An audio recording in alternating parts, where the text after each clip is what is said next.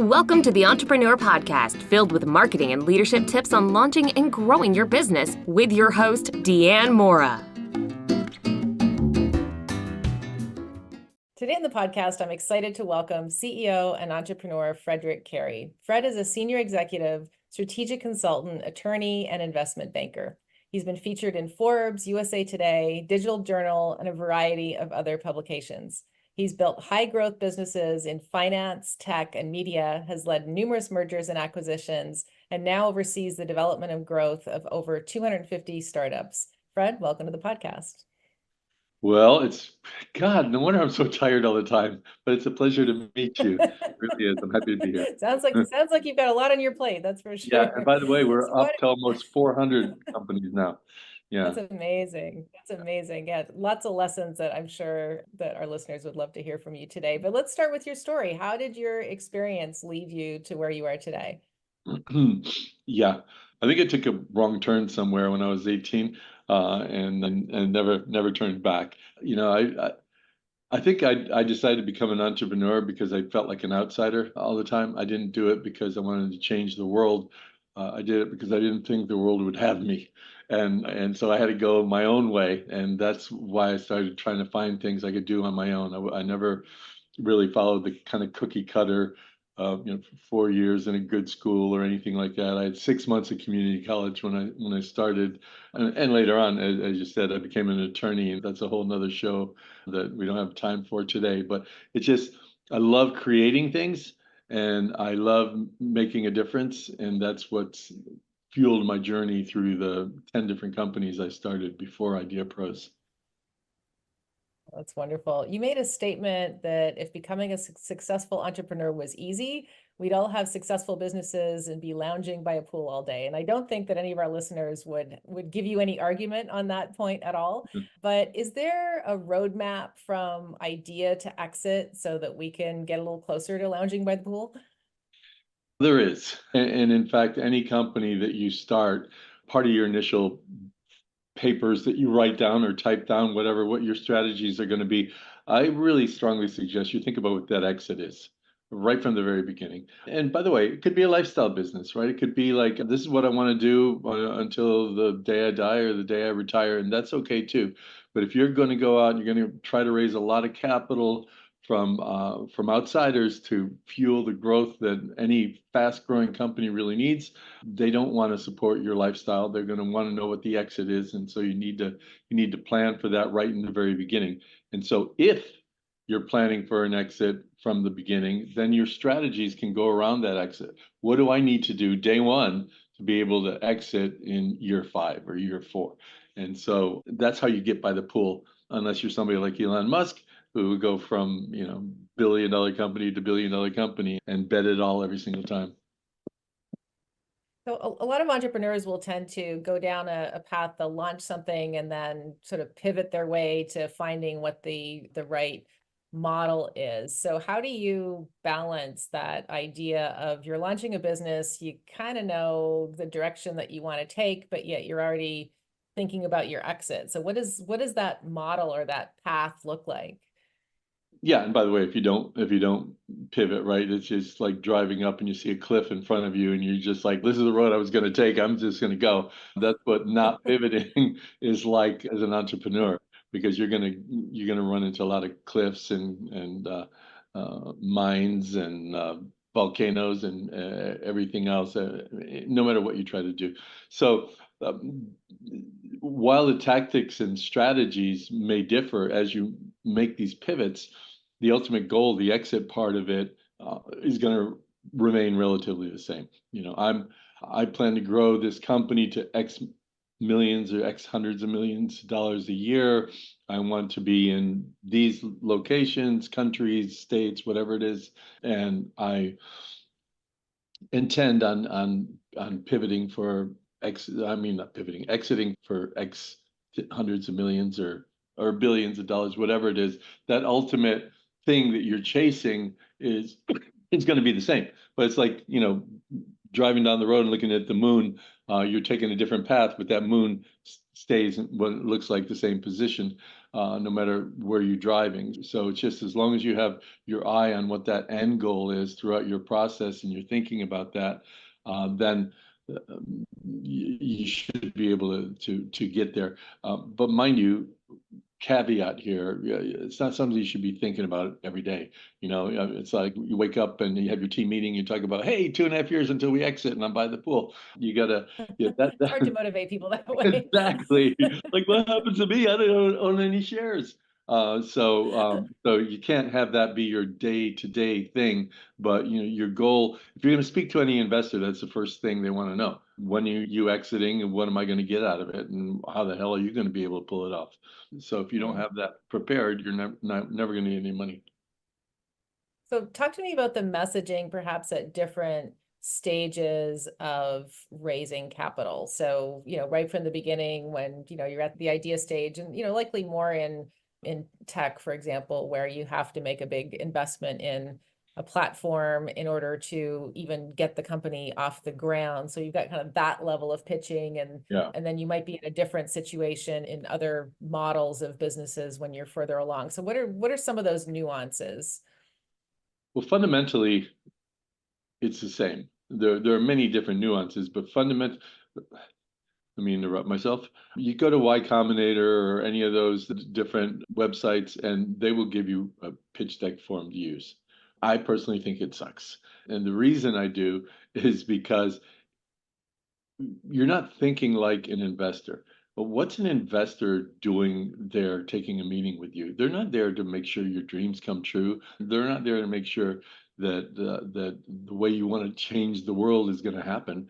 They're there because they're willing to take risks on early stage investments. They're looking for a financial instrument.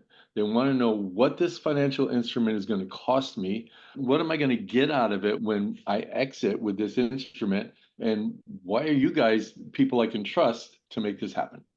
And a lot of our pitch decks, we even avoid the ask because we're embarrassed to ask for money. So we go in, I started this company from a dream. I woke up in the middle of the night and it was great and I could change the world. And this is disruptive, revolutionary, nothing like it. And for an investor, that scares the shit out of them because they're like, I'm not going to change the world with this guy. Like, how many times has he changed the world before? Probably never. And why am I going to risk my capital? So for speaking to an investor, it's got to be every slide has to have a number. Whether it's the growth in the industry, whether it's the growth of the competitors, whether it's the customers of the competitors, what percentage of them are unhappy because they don't have this one thing that you developed in that same space. Your growth plans, your exit, your multiples. Every single slide needs to have some type of a number to it. And I think if you can think of yourself as an investor when you create your deck, you're going to tone down some of we're the only ones in the world, and you're going to eliminate things like if we can capture 1% of this $100 billion market, avoid all that crap that scares the shit out of an investor and think about what you would want as an investor. I have a risk tolerance, but I want to take that risk tolerance and I want to make sound financial investments with that, betting on a team and betting on a good project that's in a space that's growing. And fundamentally, that foundation doesn't change as you get into your more advanced rounds. But in your more advanced rounds, they're going to want to be looking at what have you done lately? What's my traction? This is the things you said you were going to be doing in your prior round. How many of those things came true? The things that didn't come true, why? What are you going to do about it? How are you going to change? So it becomes more and more geared upon the performance that you've already demonstrated as you go further down the road. And the more in the very beginning, you talk about revolution and changing the world and all those things, the more it's going to bite you in the ass in the later rounds that are really going to roll up their sleeves and look at all your numbers and see how you performed. There's a lot to unpack in what you just said. One of the points that I thought was really interesting is you hear often entrepreneurs or founders of startups when they get very excited about their business because they think they have first mover advantage. Right. So I'm the first to the market. But what you're stating is that actually plays against you, that you might be better to find a new way at looking at a current market than to completely find a new segment. Is that the case? Yeah. So I started 10 different companies. 8 of the 10 became successful. And it's not because I'm any genius or anything. It's because I found a market that was robust, big customer demand, growing pretty rapidly, and there was a hole in the market. There was a need that was not being served. And now you have competitors that have proved the market out for you. You can say, hey, there's three companies that became billion-dollar companies in 4 years, starting from scratch. And 67% of all their customers think they suck ass in this one. And can I swear on your show, by the way? Because I get the Absolutely. okay. uh, they suck because there's this one thing that we really want, and we're not getting it from these competitors. And oh, by the way, I've started a company that delivers that one thing. That is a really good bet for an investor instead of going, look, nobody has flying horses. I think it's a great thing. There's no competitors, and we don't have to fuel them. And there have been a couple of crashes in our tests, but I think we're going to be fine. We're going to revolutionize transportation. That is not something that's an easy bet, especially if you don't have a history of changing the world. So you're much better off. And by the way, no investor believes there's no competition in anything you do, because translating no competition means no demand, right? If there's a demand, there's always competition. It might not be directly what you're doing. It may not even look anything like what you're doing. But if you're focused on the demand, for example, the first car, the demand was transportation. So the competition was a horse. But you could very well argue that, hey, I got the first car, there's no competitors. And that's completely wrong, because you have to look at what the demand is. And if you have a business that has no competitors, you better figure out what that damn demand is. I've only found one company ever that had something like that, where there were no competitors and there was not even any demand, but they created a demand. There was a guy that created this for corporate buildings, indoor flagpoles that would blow wind up and make the flag wave around. Nobody wants that. Nobody thought of that. But then when I heard it, I said, wow, this is the first company with no competitors, no demand. I think they'll make a fortune. I haven't seen one since, but How'd they do? I don't know. They didn't take my help, but I haven't seen Well, I one mean, since. Apple in a sense was a little bit like that though, right? With the iPhone, because none of us, I remember there was a quote from Steve Jobs that said if you got a bunch of people in a room and you asked them, to tell you what an iPhone would like, they wouldn't have a clue. They had no point of reference. So they're kind of creating a new segment that way. True, But I but guess we all still the talk on the demand phone. was there, right? The demand was communication.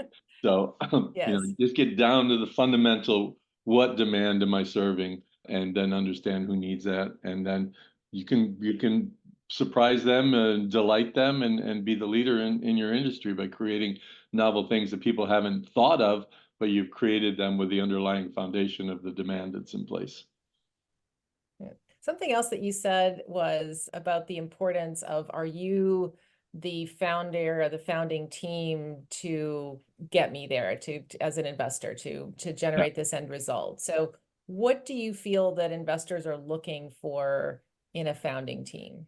Well, if you're a technology company, they're looking for a CTO right in the very beginning. You better have a chief technical officer. They want somebody on that founding team that has a technical skill set.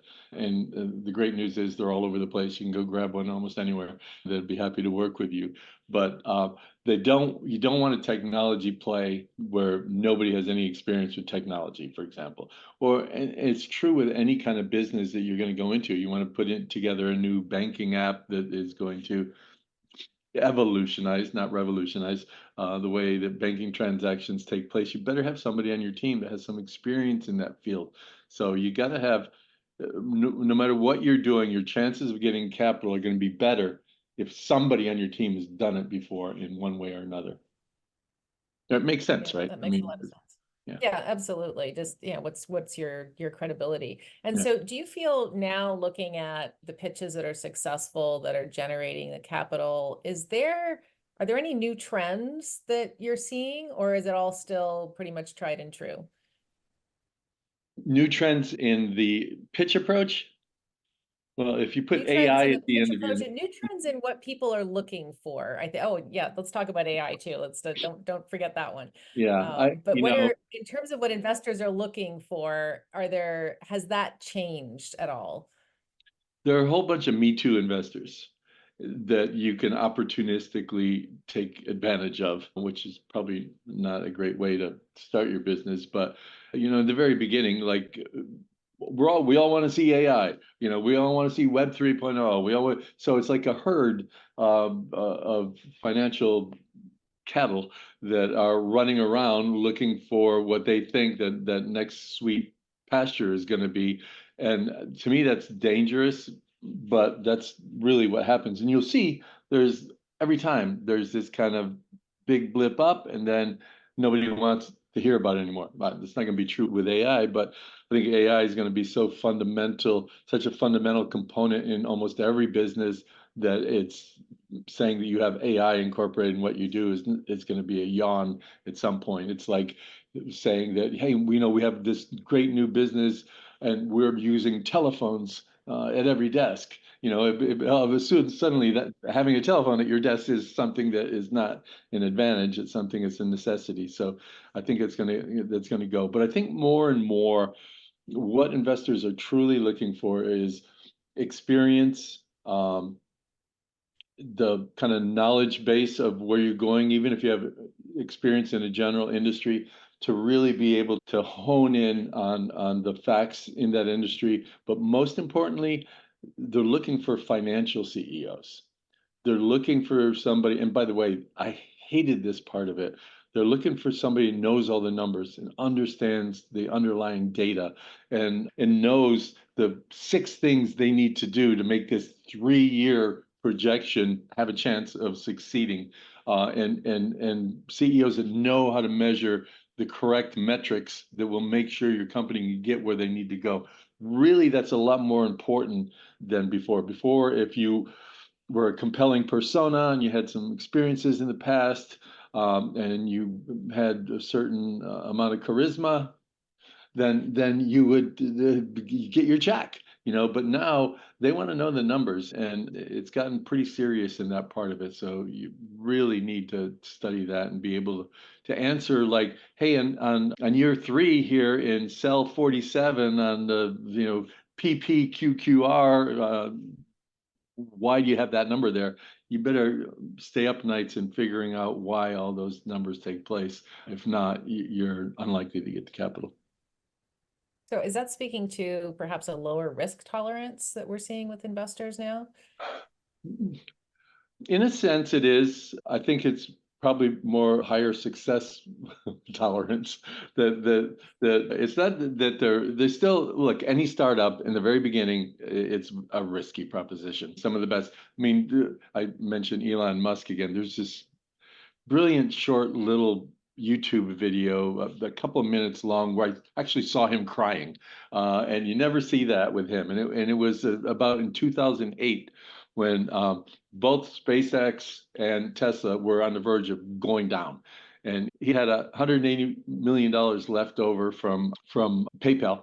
And he had put 90 million into those 2 companies, and it still wasn't working. And he took his last 90 million and divided it up between the 2 companies because he said, I'd have a much better chance if I put it all in one, but like they're my children. And I knew that if I did that, one of them would die, and what child of mine should die? And he's like all tearing up. And he said, so I put all my money in both of them. And then I borrowed rent money from my friends to pay for my little 1-bedroom apartment. And Tesla in 2008 on Christmas Eve at 6 p.m., they got a $40 million round completed, which is insane on Christmas Eve. And that's the only reason Tesla's not bankrupt. And as he's telling the story, he's literally tearing up. And the point is, you look at somebody like that who you think is this complete brilliant guy that can do anything, and they were this close to losing it all. So any even enormously funded startup has a big chance to fail. He said in that same interview that he thought either of them had a 10% chance to make it at best.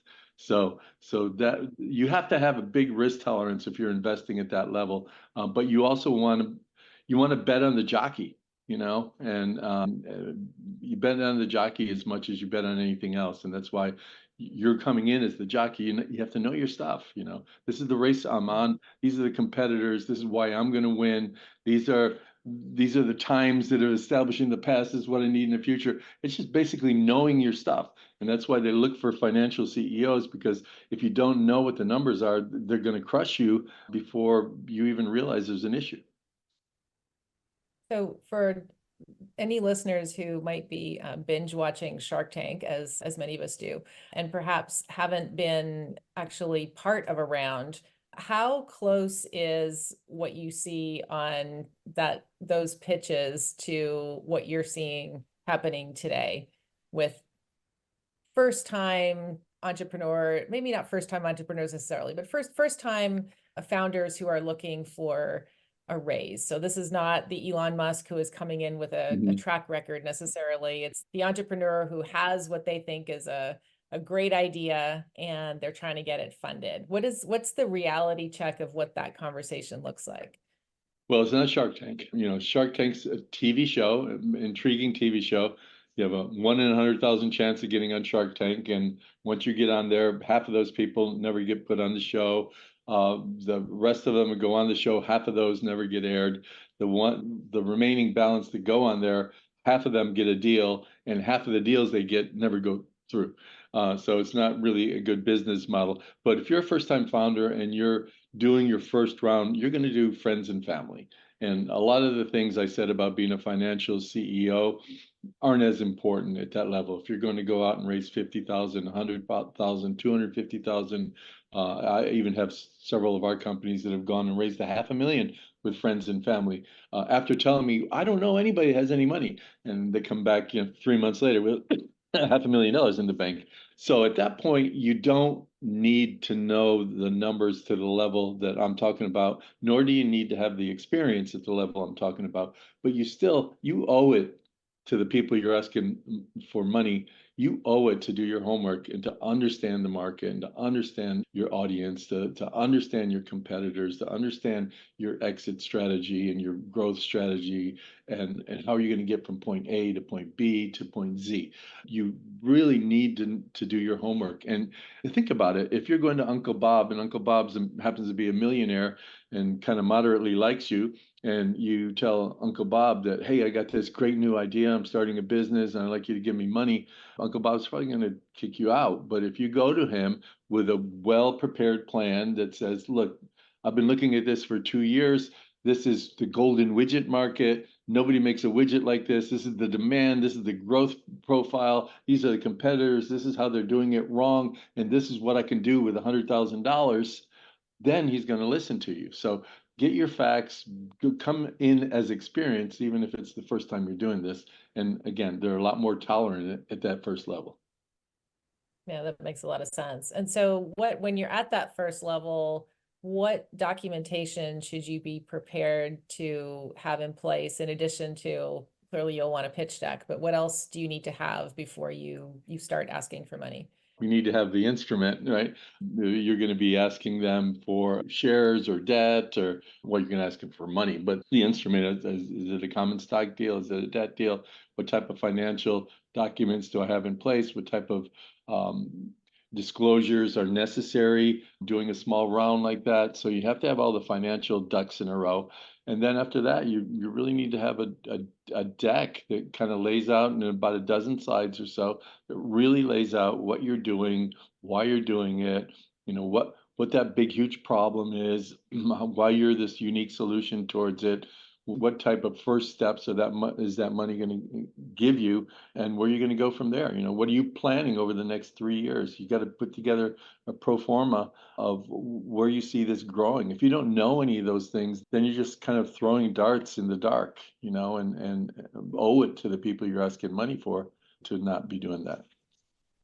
And are you seeing today that successful raises also have a very detailed business plan behind them to support the deck, or are you at the level where, just hitting the highlights and making sure you've got a solid pro forma P&L is sufficient? I did a half-hour show about 2 years ago that was titled "The Death of the Business Plan," and it's definitely controversial. I'll say that. It is. And so I think, in fact, I even created a one-page business plan for our companies where you can get almost everything that's on an 80-page business plan on this one page. And nobody reads them anymore unless you're going to go get an SBC loan, then you have to have one. But to me, it's a little bit archaic.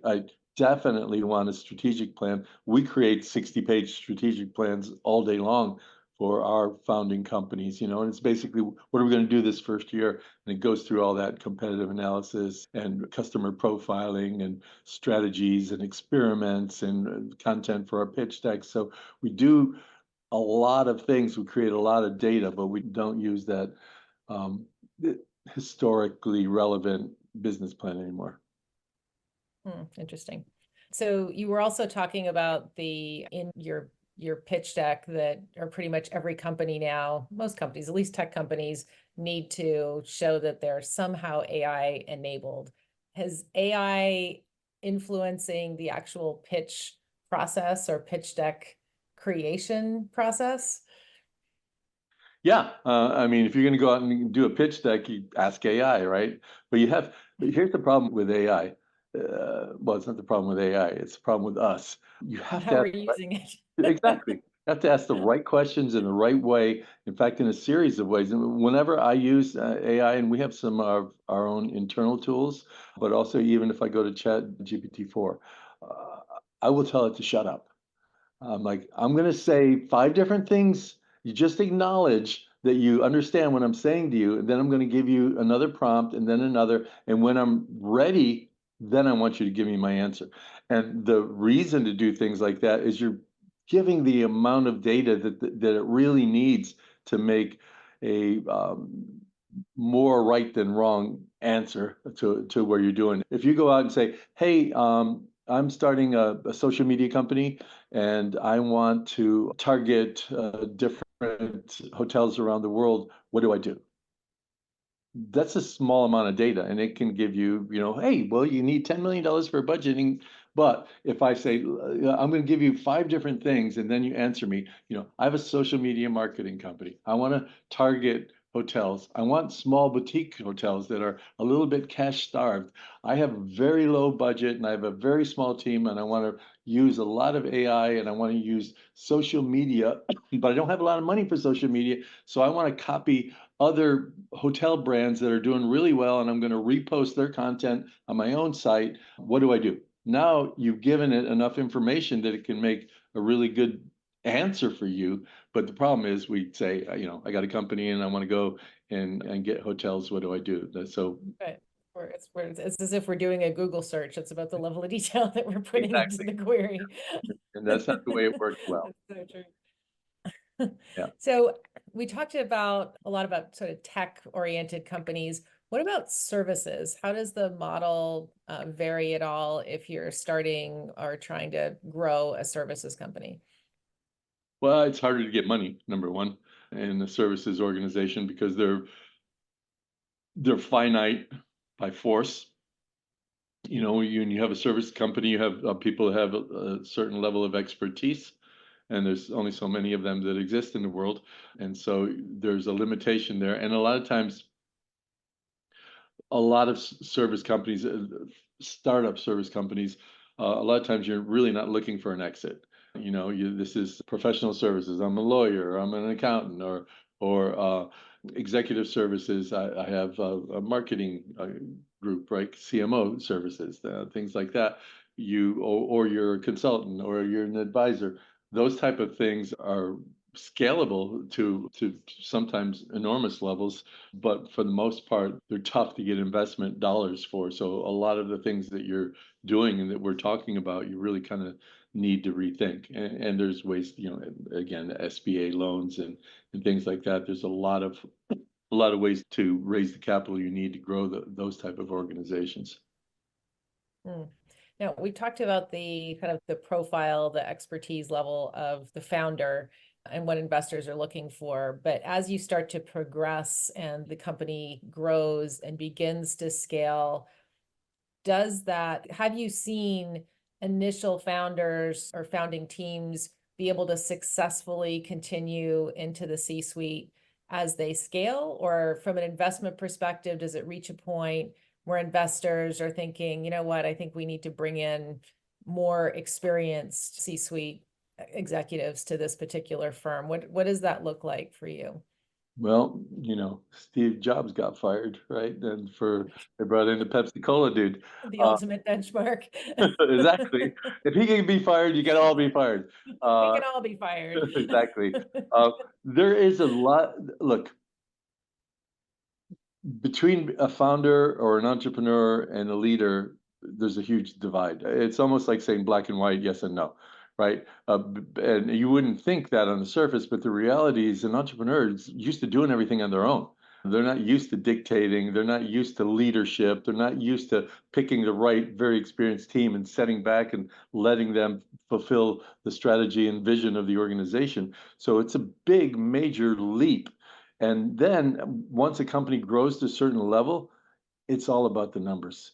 It's all about managing in minute detail all the little nuances, the financial nuances of a growth organization that has disparate groups that probably are not in very good communication with each other, and having that all under one umbrella and being able to control it, that's a whole nother skill set. And that's why a lot of founders step out once you get to that level. Although, there's other examples like Airbnb, the three founders are still there leading the ship and still smiling about it. Those guys are brilliant. The CEO, if you can find any YouTube videos from him, he's so humble and really talks about the pain of entrepreneurship in a very clear and, as I said, humble way. But a lot of founders, it's time to exit when you start getting too corporate because they don't have the training, the mentality, nor are they happy at that level. Any of the companies I started, one company that I started, Imagine Communications, does close to $1 billion a year now.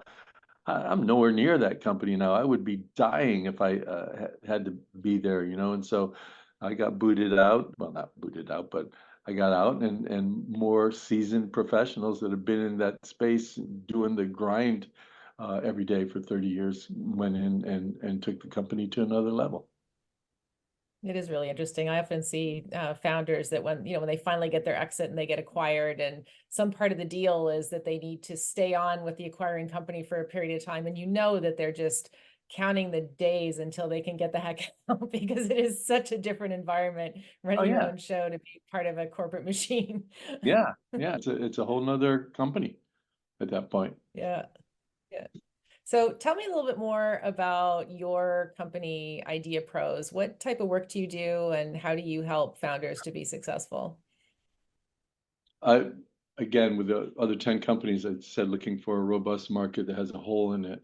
I wanted Idea Pros to kind of be my biggest hurrah. And the last thing that I did, I'm not sure it's going to be. I recently promised my kids I'd retire by 90, but there was no bigger hole to be seen than in my own backyard, right? Because right now, if you look historically, for me, it was the doctors, the lawyers, the business owner down the street, movie stars, athletes. That's who everybody wanted to be, and that's what you looked up to.